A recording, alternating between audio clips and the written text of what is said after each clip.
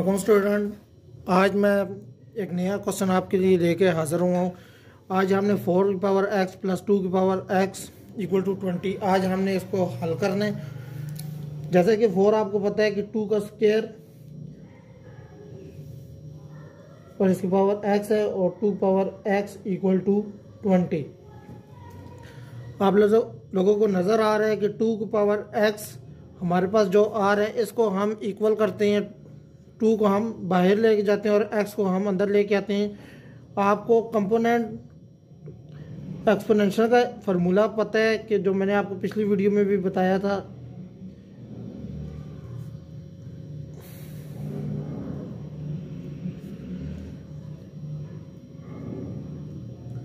कि आप m की पावर को अंदर ले आएं या बाहर ले जाएं, इससे कोई फ़र्क नहीं पड़ता। तो हम इसकी पावर को 2 की पावर x को इक्वल करते हैं t के।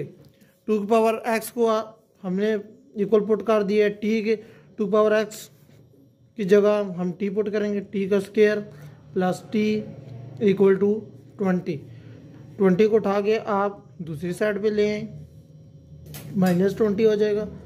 अब बच्चों यहाँ पे आप इसकी फैक्टराइजेशन भी कर सकते हैं और क्वाड्रेटिक फार्मूला भी लगा सकते हैं, लेकिन सबसे बेहतर बात यह है कि आप इसमें क्वाड्रेटिक फार्मूले से बेहतर है आप फैक्टराइजेशन करें, उससे आपका क्वेश्चन जल्दी हल हो जाएगा। टी का square plus 5t minus 4t minus 20।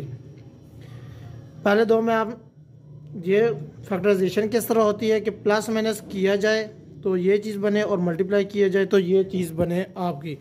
तो प्लस माइनस बड़ी रकम का साइन आएगा प्लस, 5 में से 4 जाएगा तो t और प्लस माइनस माइनस। पहले दो में बच्चों कॉमन है t, यह आ जाएगा t प्लस 5। इन दोनों में बच्चों आपको जैसे कि नज़र आ रहा है कि 4 कॉमन है तो -4 हम कॉमन लेते हैं।